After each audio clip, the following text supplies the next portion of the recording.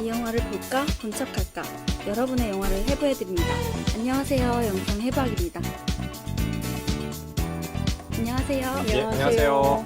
네, 저희 오늘 방송 시작하면서 전주에 저희 녹음할 때 개봉할 영화? 저희가 기대작에 대해서 얘기를 했었어요. 근데 그 중에서 저희가 다 같이 본 영화가 또 이창동 감독님의 버닝이더라고요. 그래서 버닝에 대해서 이야기하면서 시작해 보려고 하는데요.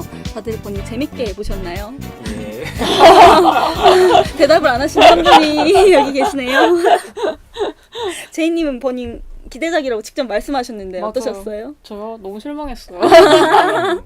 정말 그 나이 때 이창동 감독 세대가 바라보는 젊은이? 그쵸. 정말 꼰대적인 시선? 약간 그런 느낌이 너무 강해가지고 진짜 저 이창동 감독님의 영화를 좋아했었는데 너무 그러니까 기대를 많이 해서 그런가? 그냥 장르 영화로서는 되게 재미있게 볼 수 있었던 지점들도 많고 되게 놀라웠던 장면들도 되게 많다고 생각을 하는데 좀 모르겠어요. 요즘 같은 시대에 약간 좀 차라리 시대 배경을 그분의 세대로 하지 싶을 정도로 좀 젊은이로서 그 영화를 봤을 때 굉장한 당혹감과 아니 이게 뭐지 싶은 이 심정이 너무 컸어서 실망을 많이 했었어요 저는. 주변에 별로 그 이창동 감독의 버닝에 대한 평가가 안 좋더라고요. 근데 언론이나 이런 평가는 굉장히 좋잖아요. 어제 같은 경우 제가 기사를 찾아보니까 누군가요? 갑자기 이름이 생각이 안 나나요. 굉장히 높게 평가를 하셨더라고요. 정성일 평론가 말고 또 활발하게 활동하시는 허문영 평론. 말고요. 이동재? 예, 이동직 평론가는 정말 극찬을 해놓으셨어요. 아 진짜요? 예, 그 버닝에 대해서. 기성세대이기 때문이죠. 근데 저는 그 정도는 아닌 것 같아요. 저도 뭐 기성 세대죠. 이제 나이가 일정하게 넘어갔으니까. 그런데 뭐 물론 이창동 감독만큼의 세대나 지금 얘기하셨던 그 이동진 평론가만큼은 아닌데 저는 좀 박하사탕과 비교를 해봤을 때 박하사탕은 순수에 대한 강박이 있었거든요. 제가 평가하기엔 그 영화 같은 경우 보시면 알겠지만 남자 주인공이 시간을 계속 이제 거슬러 올라가면서 영화가 전개가 되잖아요. 플롯이. 그리고 거기 등장하는 여성도 굉장히 순수한 시절 내지는 이렇게 표백된 여성으로 문소리 씨가 연기하는 그렇게 나오게 되는데 이 영화는 그런 강박은 없다는 생각이 좀 들었어요. 그런 면에서는 좀 저는 편하게 봤는데 그리고 아무래도 좀 불친절한 영화죠. 굉장히 공백이 많잖아요. 네. 그리고 그 공백에 따른 불안감이 굉장히 많이 느껴지죠. 이 영화 속에서. 근데 그 세 명의 이제 주인공에 대한 시선이 지금 제이님께서 말씀하시는 것처럼 기성세대가 젊은 세대를 바라보는 그런 편향된 시각을 바라보지 않느냐. 내지는 또 계급 갈등으로 이 영화를 그냥 해석하는 해석도 많더라고요. 저는 꼭 그렇게 해석하고 싶진 않은데 왜냐하면 그렇게 되면 지금 여성 캐릭터, 여성 인물이 좀 삭제가 되고 마치 주변 인물로 밀려가는 것 같아서 저는 그런 해석에는 동의하지 않고 그런 면에서는 좀 형식적인 면에서는 많은 걸 좀 질문을 던지더라고요. 특히 마지막 사건 여기 이제 스포일러니까 얘기 안 하지만 그것조차 저는 정말로 있었을까? 영화에서는 이야기 속에서는 종수의 소설의 어떤 소재 아니었을까 이런 생각도 하면서 저는 영화를 좀 봤던 것 같아요. 저는 두 분의 의견에 다 동의를 하는 게 그 이창동 감독님이 버닝을 통해서 물음표만 일부러 막 던지는 느낌 있잖아요. 그 느낌이 좀 저는 재밌다기보단 불편했고 그리고 말씀하신 것처럼 장르 영화로서는 진짜 괜찮다고 생각을 했던 게 그래서 외국인들한테는 이게 호소하는 게 있지 않았을까 싶은 거예요. 저희는 한국 사회에서 살고 있고 그래서 저희는 젊은이들의 관점에서는 이 이야기가 너무 불편하게 다가오지만 외국에서는 그걸 잘 인지를 못하니까 그냥 장르 영화로서 그냥 재밌는 영화다라는 평을 했을 것 같다라는 생각을 많이 했고요. 저 같은 경우는 이 영화를 심야 영화로 봤어요. 거의 밤 11시 막 이때인데 이 영화도 되게 길잖아요. 거의 2시간 반 정도 하는데 문제는 제가 그걸 엄마랑 같이 봤거든요. 어머니는 어떠세요? 좋아하셨어요? 지금 말할게요. 그냥 보고 나서 집에 와가지고 전 자고 다음날부터 친구들을 만나서 얘기하다가 어제 심야 영화로 엄마랑 버닝 봤다고 그때 그 친구들도 다 버닝을 봤거든요. 그래서 너 진짜 불효녀라고 그 야밤에 엄마랑 그걸 보면 어떡하냐고 말했거든요. 그래서 나중에 엄마랑 얘기를 하는데 어머니가 며칠 동안 계속 버닝 얘기를 툭툭 던지시더라고요. 그 물음표에 대한 계속 해답을 저한테 얻고 싶으셨나 봐요. 제가 나름 또 영화를 많이 보고 공부를 하니까. 그래서 계속 물어보면서 얘기를 하다가 엄마가 보고 나서 체해가지고 며칠 동안 그 약간 불쾌하고 저희 어머니는 그런 장르 영화에 익숙하지 않으니까 체해가지고 며칠 동안 소화제를 먹고 그랬다는 거였어. 아, 내가 진짜 불효를 저질렀구나. 엄청 고통을 선물해줬어. 그렇게 생각해가지고 뭔가 그런 저는 되게 불편했다고 기성세대의 시선이 느껴서 불편했다라고 이야기를 하는데 저희 어머니 같은 경우는 네, 그 어머니도 근데 그런 불편함은 아니고 저희 엄마 장르 영화라서 불편한 거긴 하지만 어찌됐든 저희 어머니도 기성세대니까 저의 불편함을 이해를 참 못하다가 막 열심히 설명을 했더니 이제 좀 그럴 수 있겠다 뭐 이렇게 얘기를 하시더라고요. 그래서 뭔가 불편한 영화긴 했지만 엄마랑 이거 대화할 수 있는 하나의 소재가 돼가지고 좋았던 경험인 것 같아요. 여간 이창동 감독이 영화를 이제 좀 자주 만드셨으면 좋겠어요. 저는 개인적으로. 왜냐면 학교도 이제 그만두시고 영화에 전업하기 위해서 가신 거 아니에요? 네. 그렇게 보면은 앞으로 벌써 이제 60 넘으셨잖아요. 영화를 얼마나 많이 만들 수 있을지 모르겠지만 좀 자주 만드셨으면 좋을 것 같다라는 생각이 들어요. 네. 그리고 8년이 밀리지 않고 제때 만들어서 나왔으면 이렇게 불편함이 더 맞아, 그럴 수도 있어. 네, 지금 시대를 잘못만 만들었다라는 생각도 많이 진짜 들더라고요. 그럴 수도 있어. 네. 좀 너무 큰 기대를 한 것도 있을 것 같아요. 너무 감성이 뒤쳐진 것 같아. 진짜 잔인하지만 하지만 사실입니다. 이게 정말 이창동 감독의 그 초록물고기 시절과 김기덕을 합쳐놓은 느낌이었어요. 저는. 맞아요. 그래서 정말 이게 뭐지? 어리둥절 이러면서 극장 물론 정말 놀라운 장면도 있어요. 오늘은 버닝에 대한 얘기를 하는 날이 아니니까 그냥 이 정도까지만 하지만 놀라운 장면도 많다고 저는 생각합니다. 저 이렇게 뭔가 영화에 대한 혹평으로 오프닝을 한 경우는 처음인 것 같아요. 원래 마지막에 필름 필터링 시간에 뭔가 잘했는데 네, 저희 오늘 다룰 영화는 사랑에 관한 짧은 필름이라는 영화입니다. 이 영화를 다루게 된 건 저희 반스님께서 댓글로 남겨주셨는데 저희가 나중에 보게 돼가지고 뮤직비디오로 먼저 다루고 오늘 이제 이 영화를 하게 됐어요. 근데 저희가 이번 6월에 기획한 기획전은 미장센 단편영화제랑 관련이 있는데요. 미장센 단편영화제 장르의 상상력 전에서는 경쟁 부분에 비정성시, 사랑에 관한 짧은 필름, 희극지왕, 절대악몽, 4만 번의 구타, 식스센스 이렇게 6개의 섹션이 있습니다. 그래서 저희는 이 처음에 비정성시랑 사랑에 관한 짧은 필름 2개를 추천해 주셔서 미장센 단편영화제가 당연히 단번에 생각이 나게 됐고요. 이 섹션에 등장하는 영화를 중심으로 6월 기획전을 준비해 봤습니다. 사랑에 관한 짧은 필름은 1988년에 개봉했고요. 85분이라는 짧은 러닝타임을 가지고 있고 폴란드의 크지시토프 키에슬로프스키 이름도 어려우신 감독님의 영화입니다. 이 감독님도 나름 유명하신 감독님이시죠. 3가지 색 시리즈도 마찬가지고 또 살인에 관한 짧은 필름 그리고 베로니카의 이중생활의 감독님이셔서 되게 아직까지도 돌아가신 지도 꽤 됐지만 매니아 팬층이 두드러지는 그런 감독님이 아닐까라는 생각이 드네요. 반스님도 그런 매니아층이시지 않을까라는 생각도 들고요.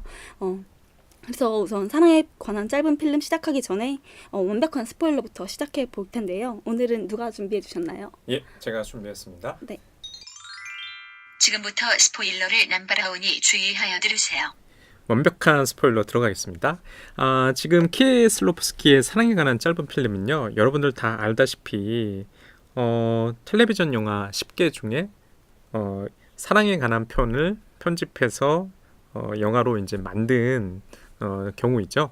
자, 이 이야기의 주인공은 수줍음 많은 우체국 직원인 이제 도메크입니다. 도메크는요 고아예요. 고아에서 공화원에 쳐서 자라다가 이제 성인이 막 되려는 쯤에 자신의 친구인 친구의 어머니 집에서 지금 살고 있어요. 아파트에. 그런데 이 친구의 뭐 유일한 취미로 보이는 것들이 맞은편 아파트에 사는 연상의 독신녀 마그다를 갖다가 만원경으로 몰래 훔쳐보면서 그녀를 관찰하는 겁니다. 좀 불쾌한 설정일 수 있는데요. 요거 좀 이따 좀 얘기를 한번 해보고요. 마그다를 정말로 사랑하기 때문에 도메크는 일부러 자신이 우체국에서 일함에도 불구하고 새벽 일찍 일어나서 우유를 배달하기도 하고요.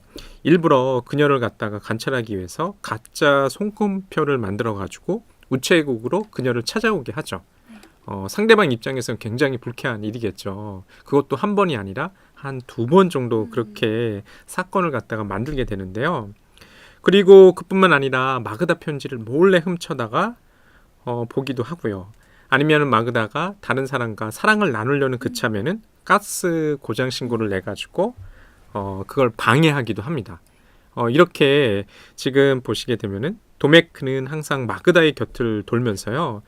그녀를 갖다 관찰하는데 어느 날 마그다가 지금 보시면 도메크가 조작된 통지서를 받고 또 우체국을 찾아가는데 우체국 직원한테 봉변을 당하죠. 그러니까 부랴부랴 뛰쳐나와가지고 그녀한테 이제 고백을 합니다. 내가 당신을 오랫동안 지켜보고 있었다. 그리고 당신을 갖다가 사랑한다. 그러면서 이제 데이트 신청을 하죠. 데이트 신청을 갖다가 또 마그다가 받아줘요. 마그다와 함께 저녁 식사를 하고 어찌 해가지고 또 마그다의 이제 집에 가게 되는데요. 마그다가 이제 도메크를 유혹하는데 도메크가 상상하던 사랑이 아니죠. 이 사랑에 대한 너무 실망한 나머지 도메크는 집으로 돌아가서 자살을 시도하게 됩니다. 그리고 다행히 금방 이제 발견이 됐기 때문에 도메크는 이제 병원에 실려가게 되고요. 도메크의 퇴원을 바라면서 이제 마그다가 긴 시간 동안 이제 기다리죠. 아파트를 쳐다보기도 하고 직접 도메크의 아파트를 찾아가가지고 언제 퇴원하냐고 이렇게 묻기도 하면서 그러다가 도메크가 이제 퇴원을 하게 됩니다. 이것을 본 마그다는 부랴부랴 이제 그 아파트를 찾아가죠. 근데 면회를 허락하지를 않아요. 도메크의 친구의 어머니께. 그래서 실망하고서 돌아갈까 하다가 도메크의 방에 들어가서 도메크가 자신을 관찰했던 만원경으로 자신의 아파트를 관찰하면서 어떤 환상을 보면서 도메크의 사랑을 느끼면서 이 이야기는 마무리되게 됩니다. 네, 저는 이 영화를 예전에 한번 봤었는데 제대로 기억이 안 나서 원래는 제가 보면 안 되는 타이밍이긴 하지만 봤는데 이 마그다랑 도메크의 사랑 이야기일 수도 있고 관음에 대한 이야기일 수도 있고 그게 되게 모호하더라고요. 그래가지고 오히려 그 경쟁 부분의 미장센 단편 영화제에 멜로 장르의 섹션 이름이 사랑에 관한 짧은 필름이잖아요. 그래서 이게 진짜 사랑 이야기가 맞나? 라는 생각도 많이 들고 이 영화에 대해서 그리고 이렇게 장르를 이렇게 구획지을 수 있나? 라는 생각이 영화 자체에 대해서 많이 생각을 하게 되더라고요. 그래서 두 분은 이 영화에 대해서 어떤 인상을 받으셨는지 먼저 얘기해 보고 싶어요. 제이님은 어떻게 보셨나요? 저는 이거 보자마자 어떻게 도메크가 사랑하는 거지 이게 어떻게 사랑이 될 수가 있지? 정말 이해가 되지 않는 거예요. 너무 폭력적인 자기의 사랑 방법이기도 하고 물론 마그다가 나중에 그를 사랑하긴 하지만 좀 저는 주인공 도메크의 감정도 그렇고 마그다의 감정도 좀 이해하기 어려웠었어요. 그래서 전혀 이들의 사랑을 이해할 수 없다라는 생각이 영화 끝날 때까지 했던 것 같아요. 저 같은 경우는 이 영화를 방송 준비하면서 처음 봤거든요. 근데 재미난 거는 이 두 분이 제이님이나 여름님께서는 이 영화를 과거에 봤다는 게 저는 굉장히 보지 않으셨어요? 제이님께서는 안 보셨고 여름님께서는 보셨다는 것도 좀 흥미롭네요. 왜냐하면 저는 이 영화를 갖다가 제목은 모르겠고요. 킬슬로프스키 감독은 이름이라도 좀 들어본 감독인 것 같아요. 아까 말씀하셨던 것처럼 세 가지 색, 블루, 화이트, 레드 연작 시리즈가 있거든요. 이 영화들이 다 93년, 4년, 90년대 중반에 나온 영화들인데 그때 이 영화 한 편 정도는 봤던 기억들이 나요. 그런데 이번에 사랑에 관한 짧은 필름은 처음 봤는데 관음이잖아요. 관음. 그러니까 몰래 엿보기. 그러니까 그 소재 자체가 이 영화의 한 3분의 1 정도는 좀 불편하더라고요. 이 남성의 시선이 일방적이고 여자를 갖다가 관찰하고 여자의 그 일거수일투족을 갖다가 보여주기 때문에 거기에서 오는 좀 부담이 좀 있었던 것 같고 그럼에도 불구하고 이 영화를 만약에 사랑에 관한 짧은 필름이라고 부를 수 있다면 도메크가 아까 완벽한 스포일러 이야기에서 공개했다시피 자신의 정체를 공개하는 그 순간 이후부터인 것 같아요. 그런데 그게 과연 사랑일까? 사랑은 아닐 듯 보이네요. 약간 판타지 아닐까? 도메크가 꿈꾸는 이제 관념으로서의 사랑 아닐까? 이런 생각이 들었어요. 관음이라는 소재가 뭔가 그냥 이용당하는 느낌이 많이 들었거든요. 근데 이게 뭔가 처음에는 관음하는 장면이 막 나오다가 갑자기 우유 배달을 막 시작하잖아요. 그게 되게 도메크가 뭔가 존재를 증명하고 싶어하는 그런 욕망이 생기기 시작한다고 해야 되나? 그래서 오히려 영화 초반에 관음을 통해서 관객들한테 만들어낸 그 관음에 대한 불편함을 뭔가 이거 불편한 거 아니야? 괜찮은 거야? 약간 이런 식으로 우화시키는 느낌이어서 저는 그게 더 싫었던 것 같아요. 아예 뭐 딱 갑자기 관계가 밝혀져가지고 내가 뭐 원래 너를 지켜보고 있었어 이렇게 밝힌 게 아니라 뭔가 그거에 설득력을 부여하려고 자꾸 막 나는 자꾸 앞에 나타나려고 했는데 그러다 들킨 거예요. 약간 이렇게 변명하는 듯한 느낌이 들어가지고 남주 도메크가 되게 멋있지도 않고 멜로라고 하지만 로맨틱한 느낌도 아니고 그래서 좀 특이한 장르라는 생각도 많이 들었던 것 같아요.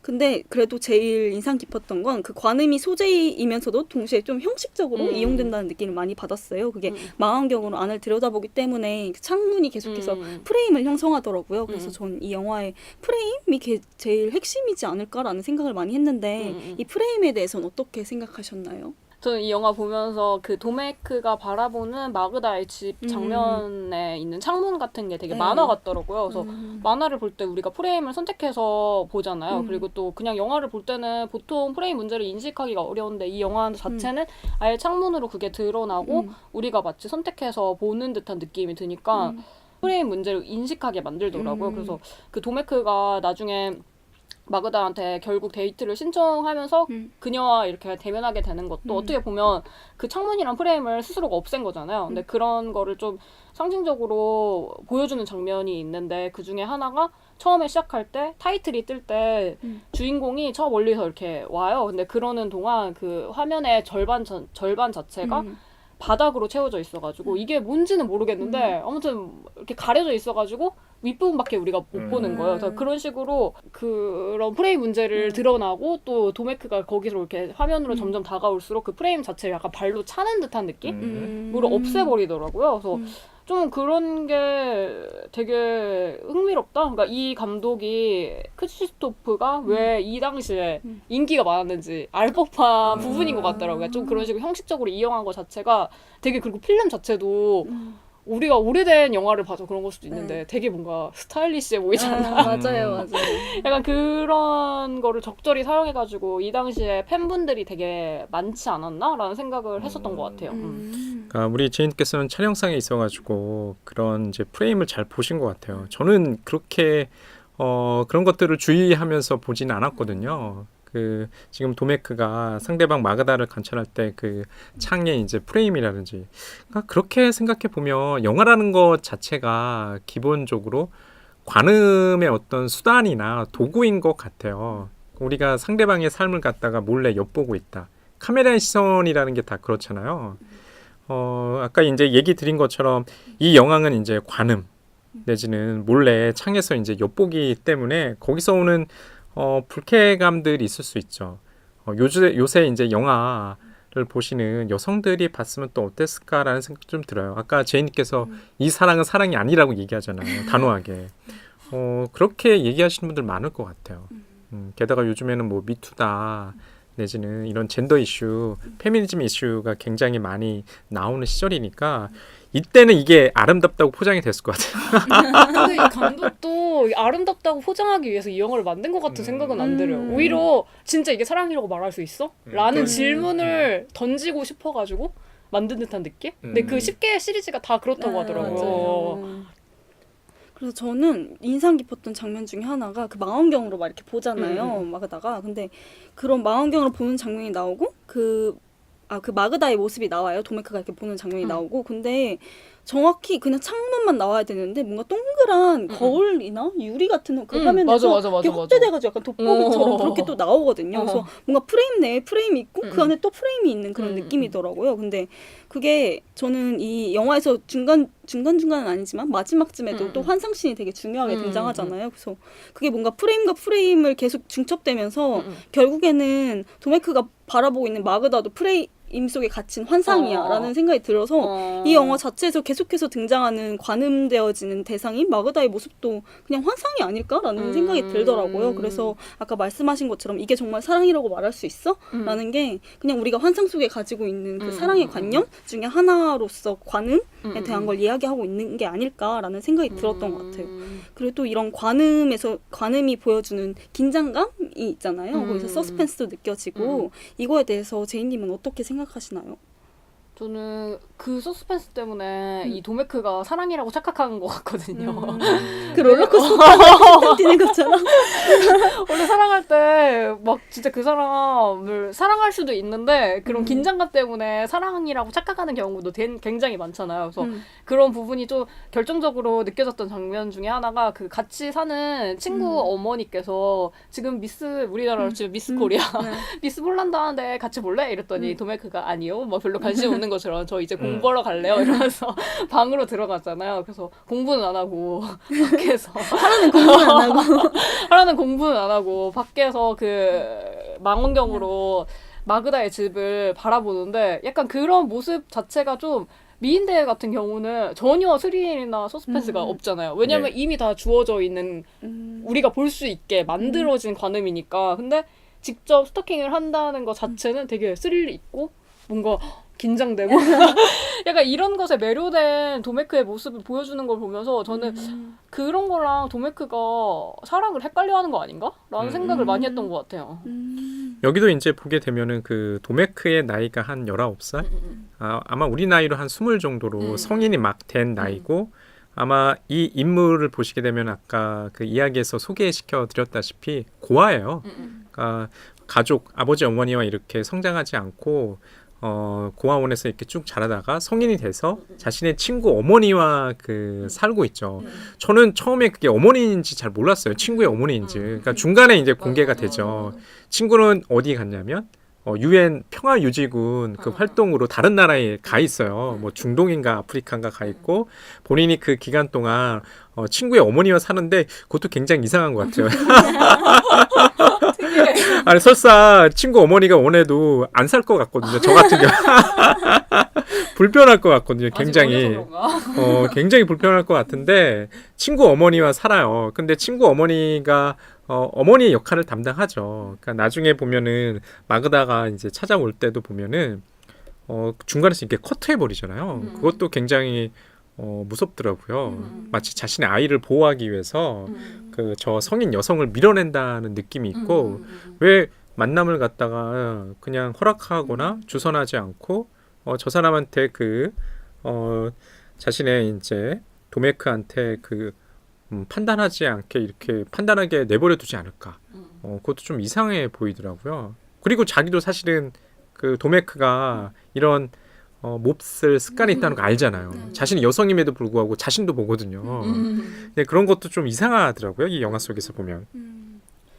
저는 도메크가 긴장감을 느끼면서 원래 관음하는 그 행위 자체가 무너지게 되는 게 그 도메크랑 마그다가 만나게 되고 그래서 유혹을 통해서 도메크가 사정을 하게 되잖아요. 그게 뭔가 긴장감의 해소의 행위인 것 같아요. 그래서 그게 되게 중요하다 생각을 했는데 그리고 또 전 장면 중에서 도메크가 관음을 하는 장면이었는지 정확히 기억이 안 나는데 도메크가 맨날 배달하는 막 우유가 그 방에 막 쏟아져 있는 그런 장면이 있어요. 그래서 그게 또 이어진다라는 생각이 많이 들더라고요. 그래서 뭔가 너무 우유가 그런 소재야라고 이야기할 수는 없지만 아까 제가 말씀드렸다시피 마그다의 방 안을 다 자기의 환상으로 자기도 모르게 관음을 하면서도 환상으로 채워넣었던 것처럼 그 우유도 약간 그런 걸 상징했던 게 아닐까라는 생각이 많이 들었던 것 같아요. 그래서 갑자기 우유 배달원 하는 것도 되게 이상하고 막 빈병을 꼭 주는 것도 이상하고 그래서 저는 제일 인상 깊었던 건 피랑 우유의 색채가 되게 이 영화가 되게 필름 낀 옛날 화면이어가지고 그냥 감각적으로 보이긴 하는데 그 두 색채가 너무 강렬한 느낌이었어서 이 영화의 감각적인 걸 살려주는 건 피랑 우유가 아닐까라는 생각도 들었고 그 피랑 우유의 그 느낌이 전혀 다르잖아요. 그 느낌이 마그다랑 도메크를 완전 대비시키는 효과가 있는 것 같아가지고 감정과 행위의 관계라고 해야 될까? 그런 게 되게 많이 생각이 났던 것 같아요. 근데 저희가 계속해서 말하지만 이 사랑에 동의할 수 있을까? 라고 계속 이야기를 했는데 아까 스포일러에서도 이야기를 했듯이 마지막에 마그다는 돈마이크의 사랑을 깨닫는다고 해야 될까요? 신을 하게 돼요. 그게 환상 장면을 통해서죠. 그래서 이 환상신에 대해서 좀 자세하게 이야기하고 싶은데 세미님은 이 환상신 어떻게 보셨어요? 이 영화의 백미는 그 환상 그 마지막 장면이라고 저는 생각하거든요. 네. 아까 물론 제이님이나 여런님은 과연 도메크의 사랑이 사랑인가? 라는 데 질문을 던지셨고 감독도 이게 사랑이다라고 주장하고 이 영화를 만든 것 같지는 않아요. 아까 말씀하셨다시피 계속 질문을 던지고 있다고 보고 있거든요. 그럼에도 이 영화가 정말 이 영화 제목 마냥 사랑에 관한 짧은 필름이라고 이름 붙일 수 있었던 이유는 이런 역전이 발휘되는 그 부분인 것 같아요. 그리고 그 부분은 도메크를 방문한 마그다가 도메크의 방에서 도메크의 만원경으로 자신의 집을 관찰할 때 그 만원경 안에서 환상이 보여지잖아요. 자신이 그 탁자위에서 우유를 넘어뜨리고 막 울고 있을 때 갑자기 도메크가 방문해가지고 이 사람의 어깨를 갖다가 어루만지면서 위로하는 장면이 펼쳐지거든요. 네. 그때 비로소 마그다가 도메크의 사랑은 저거 아니었을까라는 이런 환상, 판타지죠. 그런 것들을 영화 속에서 마지막으로 보여주면서 이 영화 마지막에 어떻게 끝나나요? 그 마그다의 얼굴을 클로즈업하면서 끝나는 것 같아요. 굉장히 뭘 깨달았다는 식으로 끝나거든요. 그게 이 영화에서 가장 주목하실 부분이 아닌가. 만약에 이게 정말 사랑인가라고 한다면 우리가 물론 도메크의 그 사랑이 너무 간념적이고 표백됐다는 저는 느낌이 있었거든요. 실제로 사랑은 저렇지 않은데 좀 남녀관계에 대한 경험이 없기 때문에 자신이 생각하는 것은 좀 일종의 친구로서 그런 사랑을 생각하지 않았을까 이런 생각도 좀 있더라고요. 제이님은 어떻게 생각하세요? 저는 별로 동의하지 않아요. 단호해. 그런 도메크가 사랑을 납득되어 버린 거는 맞는 것 같아요. 극 중에서. 근데 좀 그런 거에 대해서 중요한 게 아니라 도메크도 그렇고 마그다도 그렇고 그리고 친구 엄마도 그렇고 되게 관음을 하잖아요.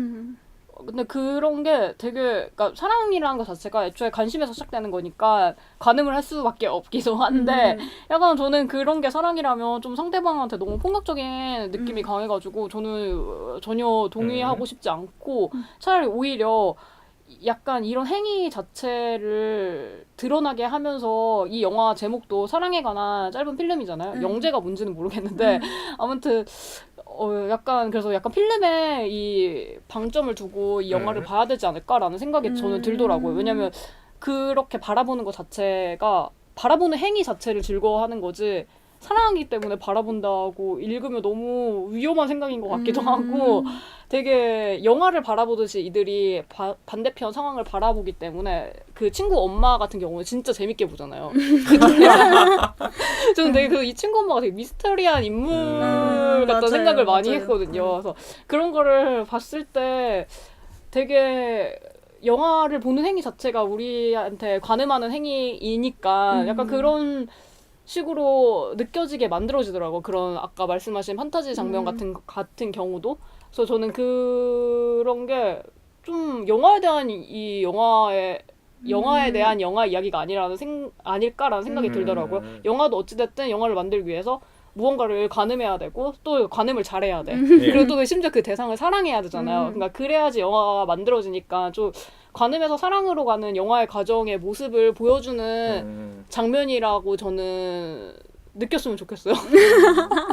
물론 저같이 생각하지 않는 분들도 있겠으나 이거를 보고 좀 잘못 생각하시는 분들이 있을까봐 차라리 저는 그렇게 느끼는 게 바람직하지 않을까라는 생각을 많이 했던 것 같아요. 그러니까 사랑에 관한 짧은 필름 영화는 기본적으로 엿보기를 소재로 하고 있기 때문에 저 같은 경우는 이 영화를 보면서 아까 도메크나 다른 인물한테 밀착해서 이 영화를 본 것 같지는 않아요. 기본적으로 이 영화를 보신 관객들이라고 한다면 관찰자의 시점에서 이 영화를 따라가지 않았을까라고 생각이 들어요. 그 얘기는 일정한 거리를 두면서 이 이야기를 좀 즐기셨을 것 같아요.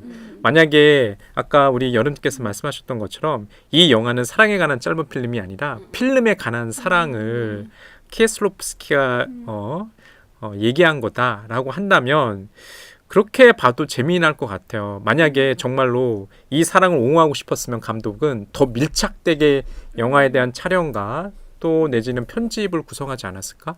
이렇게 거리두기를 할 수 있었다는 것은 관객들로 하여금 계속 요구하는 것 같아요. 이게 한번 사랑인가 너희들 한번 생각해봐. 그리고 아까 제이님께서 얘기하셨던 것처럼 상대방한테는 폭력일 수 있잖아요. 요즘에 정말 저희도 이제 사회적으로 보면은 몰카 여성을 이렇게 상대로 하는 몰카 이슈 때문에 굉장히 큰 문제잖아요. 저도 엊그저께 보니까 대학가 어딘가 이대 갔던데 그 이대 보면 사진관에서 몰래 이제 증명사진을 찍는 그 가운데 이런 몰카 때문에 문제가 발생했다고 그런 기사도 나오더라고요. 그런 것도 생각해 보면은 이 영화가 지금도 좀 유효할 수 있는 지점은 어딜까? 그런 것과도 좀 생각해 보면서 이 영화를 보셨으면 어떨까라는 생각도 들어요.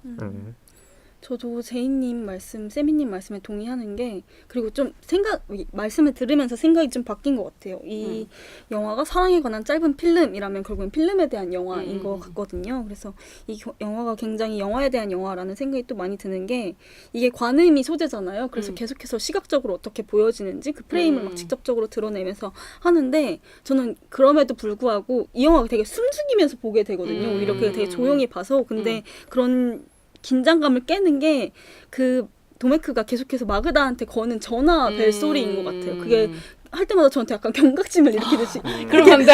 번쩍번쩍 약간 이렇게 했거든요. 그래서 저는 이 영화가 되게 시각적인 걸 중심으로 하는 영화인 것도 같지만 영화의 백미는 또 시각과 함께 사운드이잖아요. 그래서 이 사운드도 되게 강조하고 있다라는 느낌이 들더라고요. 그래서 이 전화를 거는 행위가 어찌다 보면 그냥 방해를 하거나 아니면 목소리를 들으면서 막 이 사람이 화내는 그 리액션을 직접 보려고 하는 행위긴 하지만 이 전화를 거는 행위가 되게 중요하다라는 생각을 했는데 제이님은 어떻게 생각하신 게 있나요? 저도 전화 때문에 이 도메크를 이해 못하는 것도 있었던 것 같아요. 전화를 걸면서 도메크가 마그다를 움직이게 하더라고요. 그러니까 방 안에서 뭔가를 하고 있으면 전화를 하면 자기 마음대로 움직이게 이렇게 하니까. 근데 그런 게 조금 마그다를 좀 인형처럼 생각하는 듯한 느낌? 그러니까 가늠만 할 수 있는 대상. 그러니까 내가 직접 대면하는 게 중요한 게 아니라 내가 지켜보고 내가 마음대로 이렇게 저렇게 움직일 수 있는 대상으로 느끼고 있는데 그런 와중에 직접 만나가지고 말을 하고 마그다가 나한테 어떤 행동을 하고 이러니까 그거에 대해서 충격을 받아가지고 도메크가 자살 시도를 한 것 같은 거예요. 그래서 전혀 납득이 안 가는 거예요. 그러니까 너무 이 도메크의 사랑이 어떻게 보면 시작이 좀 삐뚤어져가지고 결국은 그런 결론을 낼 수밖에 없었던 거 아닐까? 그러니까 스스로가 만들어낸 결과물인 것 같다는 생각이 들어가지고 그 전화하는 행위가 되게 좀 결정적으로 제가 도메크와 제가 멀어지게 된 이 아니었을까라는 생각을 많이 했던 것 같아요. 저도 좀 생각이 나네요. 도메크가 자신의 만원경으로 관찰을 하는데 여기 등장하고 있는 마그다의 동선을 갖다가 제어하기 위해서 일부러 전화를 또 어떻게 전화번호 알았는지도 참 궁금해요. 그때 당시에는 다 이렇게 그리고 우체국 맞아. 그래서 그런 걸로 이제 전화를 걸고 굉장히 기분 나쁘잖아요. 전화를 받았는데 그 응답이 없어요. 응답이 없으면 그 상대방 얼마나 소름 끼치겠어요. 그러니까 실제로 이 영화 속에서 보시게 되면 마그다가 화를 내는 장면도 있어요. 그렇죠. 그 장면에서 보면은 그 충분히 느낄 수 있을 것 같다는 생각도 들더라고요. 갑자기 뜬금없지만 전화 얘기하니까 갑자기 또 버닝이 막 생각나. 버닝에서 전화 거는 그 생각나가지고 갑자기 기분이 안 좋아졌네요. 근데 저는 이 영화를 보면서 좀 신기했던 건 이 영화가 폴란드 배경이잖아요. 근데 제가 상상한 폴란드의 이미지는 아니었던 느낌이 강한 거예요. 근데 얘가 너무 사무적인 일을 해서 그런가?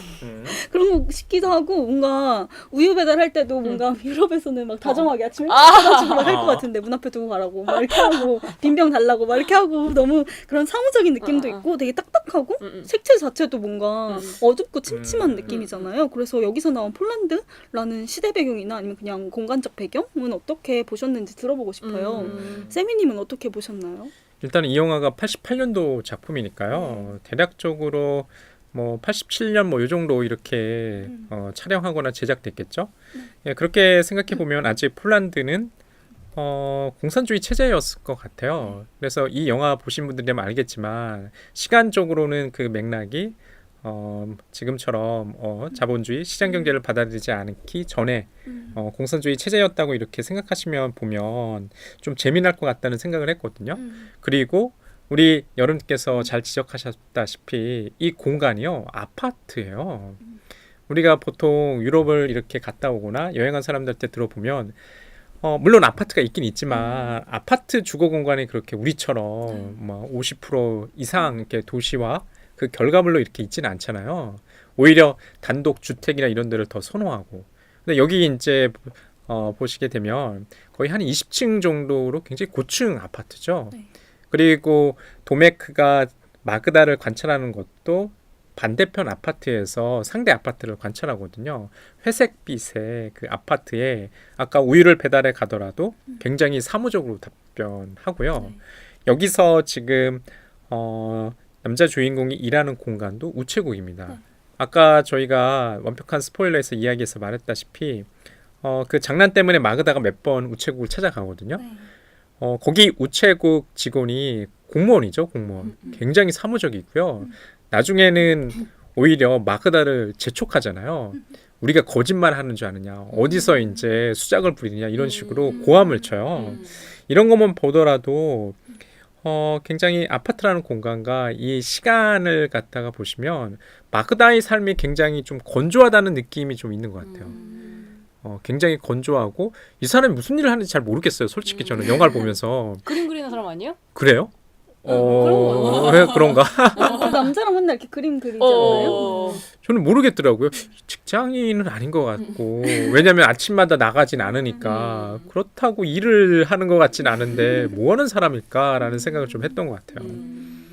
제이님은 인상 깊었던 배경 같은 거 있으신가요? 저는 인상 깊었던 배경은 아니고 바깥에서 이렇게 마그다와 마그다의 아파트와 도메크의 아파트를 이렇게 오고 가는 길 있잖아요. 거기를 보여주는 거. 거기를 보여주는 장면이 되게 특이하다는 생각을 했는데 거기 막 지나가면서 되게 미스테리한 남자랑 마주치는 장면 혹시 기억나세요? 그 장면 한 두세 번인가 마주쳐요, 그분을. 근데 그분이 더 이상 안 나오는 거예요. 저는 그래서 이분이 친구인가? 그 유엔 평화군에 일하는 친구인가? 아니면 마그다가 사랑했는데 어디였죠? 호주인가 어디로 떠난 남자 있었잖아요. 그 남자인가? 해가지고 뭐지? 누구지? 하고 너무 궁금하더라고요. 근데 결국에는 그 사람에 대한 정보가 아무것도 없이 끝나잖아요. 그래서 안 되겠다. 사랑에 관한 짧은 필름을 봤으니까 살인에 관한 짧은 필름을 봐야겠다 해가지고 봤었거든요. 근데 그 인물이 약간 이 영화 자체가 저는 보기 전에 몰랐거든요. 이 10개를 배경으로 한 건지. 근데 10개를 배경으로 한 거를 나중에 알게 됐는데 그 똑같은 인물이 살인에 관한 짧은 필름에도 나오는 거예요. 그래서 내가 신기하다. 그래서 무슨 역할을 하지? 근데 거기서도 아무것도 안 하시는 거예요. 그냥 영화 속 주인공을 이렇게 이렇게 바라보기만 하더라고요. 그러니까 그게 약간 좀 예수님 같은. 네, 그냥 종교적인 색채를 보이는 신을 상징하는 건가? 라는 생각이 들어가지고 그분이 되게 인상 깊어가지고. 갑자기 제이님이 얘기하시니까 저도 생각이 나거든요. 저 인물은 왜 등장해서 뜬금없이 나왔죠. 지나가다가 물끄러미 쳐다봐요. 그 남자 주인공을 쳐다보던 누군가를 쳐다보거든요. 그리고 쓱 지나가요. 별다른 뭐 얘기나 아니면 뭐 제스처를 갖다가 보이지 않고 지금 말씀하시는 거 보니까 이 사랑에 관한 짧은 필름뿐만 아니라 살인에 관한 짧은 필름 혹은 다른 10개 영화의 다른 전작에도 나왔을 것 같다는 느낌이 좀 있네요. 전체 영화를 보면 얘기를 하면 더 재미날 것 같다는 생각 들긴 하는데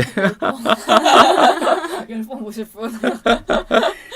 만약에 10개를 다 봐가지고 똑같이 그 사람이 등장하면 뭔가 저희가 진짜 예수님을 형상한 건가라고 느껴지면 이 영화가 너무 되게 선동적인 영화가 될 수 있지 않을까라는 생각이 들어요. 저희는 그냥 하나만 거의 2개만 봤으니까 이게 되게 낯설다 이렇게 느끼는데 10개를 다 봤으면 그게 오히려 또 저희한테 폭력이 되는 게 아닐까라는 생각도 드네요.